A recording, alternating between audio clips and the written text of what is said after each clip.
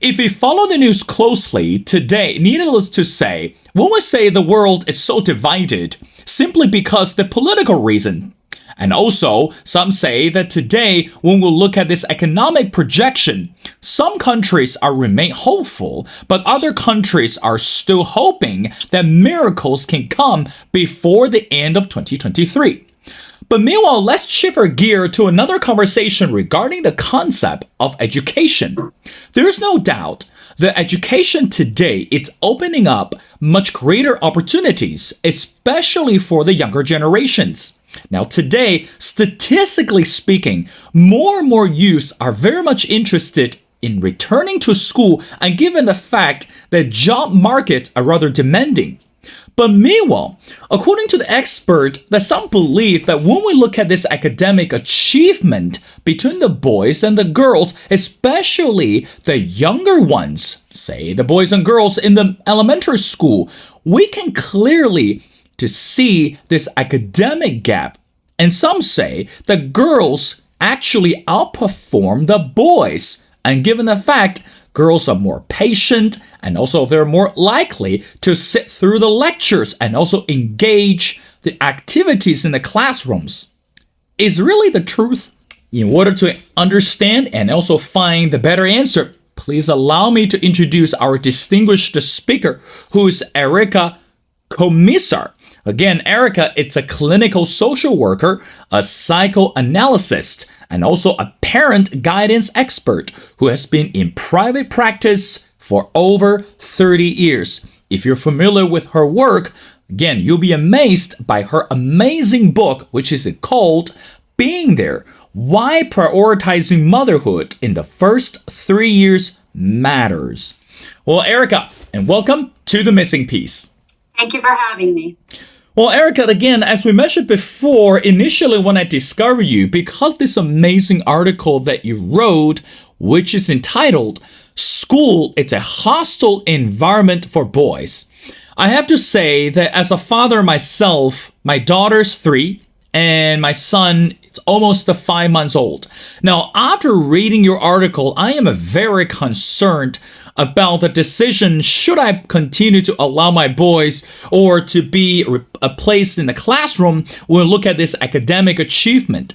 Now, help us with better understanding. Why would you say, or why is your article entitled that school is a hostile environment for boys? What does that mean? Well, I mean, school has become more left-brain cognitive oriented, and it's basically the teaching methods have been tailored more to what little girls can do rather than what little boys can do. There's a word that I use in my book, which is adultomorphize, which is that you project onto children adult-like capabilities. And in this case, it's the ability to sit quietly for long periods of time and keep your body quiet and learn your ABCs and your numbers at a very early age. And although it's not good for little boys or little girls to be forced into that position between the ages of 3 and 6, particularly, because that's supposed to be an age of exploration through play, and you're supposed to learn through play, not through sitting quietly and learning left brain oriented things. You're supposed to be laying down the foundation of social emotional learning, which is through play and exploration. So although it's not good for either boys or girls, girls adapt more to that than boys do. So boys have a lot of testosterone between the ages of 3 and 6, which makes them very active. And so by forcing them into this position of sitting quietly and learning in this very adult-like manner, it basically causes them to feel a great deal of stress and puts them into fight or flight mode, which makes them either aggressive or makes them highly active and distractible, which then they're labeled as having a problem, when it's not. The boys are not the problem.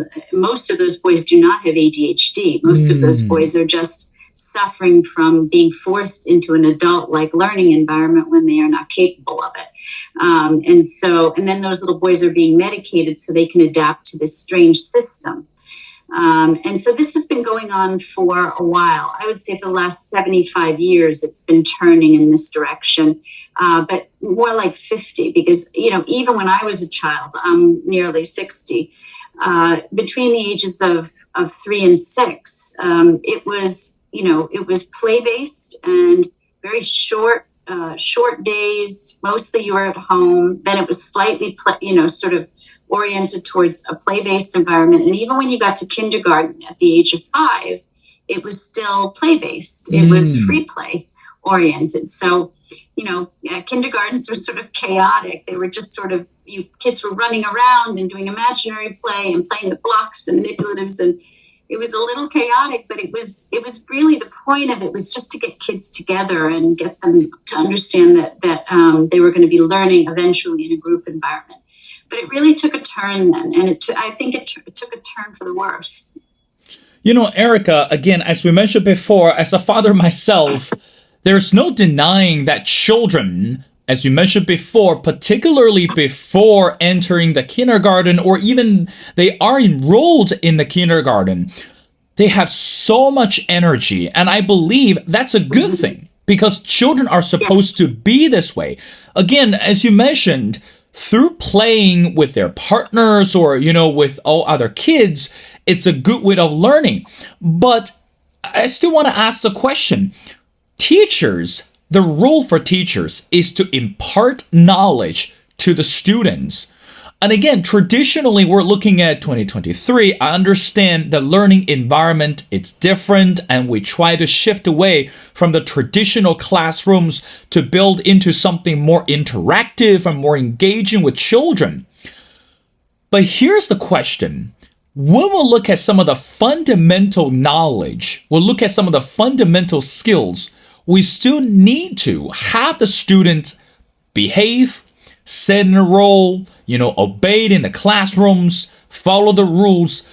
How difficult do you think it is today for teachers to understand what you just described, that boys are more likely to, move a lot in the classroom, but girls can actually sit there patiently, receive the information or following the rules? How much do you think that teachers can understand that? It's not just happening in America. Believe me, it's actually across the world. Teachers, particularly for elementary school or even for the grade 3 to 6, are actually struggling with this. What do you say to that? Well, it's not that little boys and little girls can't sit for long periods of time eventually. They can eventually. It's just in the beginning when they're learning, they can only sit for short periods of time. So if teachers taught in such a way and in certain school environments they do, in all boys school environments, they often understand this and have 3 and 4 recess periods a day.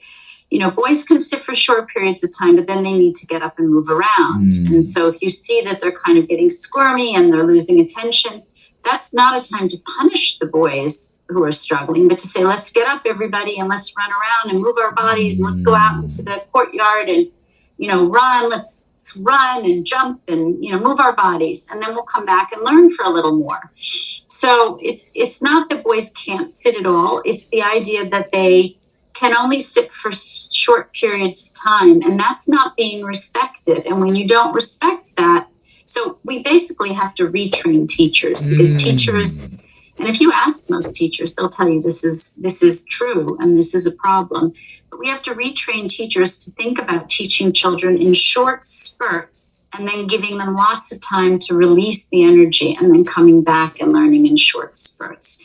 So that would be a better way to teach young children. And also not to work so much on left brain teaching methods, which you do later on in their education, but more right brain teaching methods to learn through play. And as you say, more creative methods of teaching children through experiential learning, through exploration with play. So I think teachers have to be reoriented towards this. But first, parents have to be reoriented, because parents are part of the problem. They've pressured a lot of these schools. I mean, there was a whole movement, and I think it actually started maybe in China. There was a whole movement to teach children at 6 months old, like sign language, how to, communicate in sign language and, teach using flashcards and crazy stuff. Like stuff that, like teaching potty training. You can't teach potty training before a child is almost 2 years old because their sphincter muscles don't work. So, this idea that you're projecting onto very young children that they're adult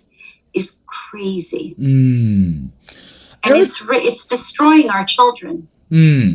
Erica, do you think that because, again, the environment is changing, that demands more regarding the word creativity upon the teachers today?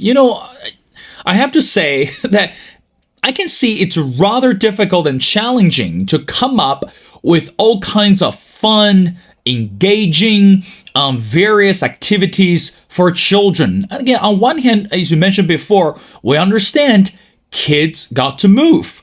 When they're bored, when they're less interested in doing activity, basically there's no participation, and they're more likely just to sit there, or they can create all sorts of issues in the classroom or outside the classroom.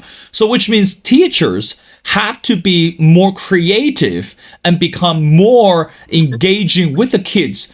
Do you think that because of the changes that you describe, it actually lay much greater burden upon the teachers or even upon the professional educators? How do you think we can solve that or help them to understand changes are coming and we have to be flexible? And also, as well as the parents, how do you think we can communicate with them? You educate them.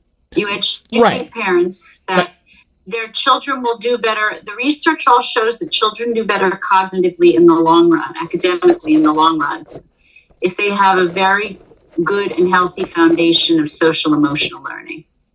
So if you let them play and you let them be naturally what children are in the beginning, they're better learners later on. Whereas if you force feed children left brain cognitive learning at an early age in an adult-like manner, it backfires.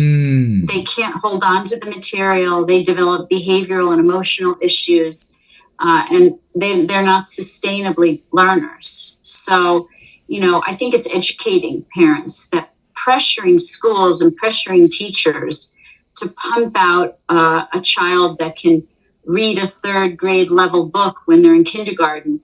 You're not creating a smarter, more successful, academically successful child. You're actually setting your child up for an emotional breakdown later on. So educating parents to push back against the school systems, educating teachers to push back against the parents. Yeah, it's education. Erica, I want to go back to the article again you wrote, and I want to read something quite interesting. I want to get you further explanation. You mentioned a 2015 study in the Journal of Personality and Social Psychology suggested that a current school environment or climate might be in general more attuned to feminine type personalities. Again, you're the expert, but for us that as an outsider, when we read that, one question we have, one of the questions that we would like to ask, number one is, what does that mean, or how would you define called feminine typed personalities? And also number two, how does that impact the current school environment or climate? What is the analysis or the your expertise behind that? Well, my point of using that term feminizing was basically forcing little boys to adapt to sort of feminine ways of learning. Little girls can sit for longer periods of time. They don't have as much testosterone, and they don't have the need to move their bodies as often. And so they can sit for longer periods of time. And so the idea is that little boys are different hormonally and different in terms of what they need. And so boys are being forced to behave like little girls. And it's not working, it's just not working. And if you have any question about that, you look at the sheer numbers of kids under the age of 5 who are being medicated with stimulants just to be able to sit still. Never in history before the last couple of decades have we medicated our children to not be children? It's bizarre. As a therapist, I see this trend, and it's disturbing to me. And it's also just strange. It's trying to make kids grow up before they're capable of growing up, and trying to make little boys adapt to being like little girls. It's just strange. Now, one more question before we talk about your book. Also within the article, you mentioned something what we called self-esteem. And I think this is very important for parents to understand how to help our children to build their self-esteem. Now, let's take the boys, for example. I know in some culture, self-esteem is rather significant and crucial, particularly for boys in this culture. Now, but today, correct me if I'm wrong, Erica, some parents, or I guess some educators, are not quite grasping the methodology to build self-esteem for the younger generations or even for the younger kids. So from your perspective, number one, in the year of 2023, when we look at this revolution in education, how important it is allow us continue to understand the concept of self-esteem for the kids, for children. And number two, what will be some of the ideal ways, especially, again, as you mentioned, for younger kids to understand and also learn to gain the self-esteem without being misled or being misguided? What do you say to them? So let's go back to learning in the classroom. Little boys are made to feel ashamed of themselves. And I would say throughout the educational experience, there's a huge shame aspect. That because they can't control their bodies, because they can't necessarily always learn in a linear way, they're being made to feel ashamed. And even when they get to middle school and high school, they're being made to feel ashamed of their thoughts, of their desires, of their mistakes, and that's girls and boys.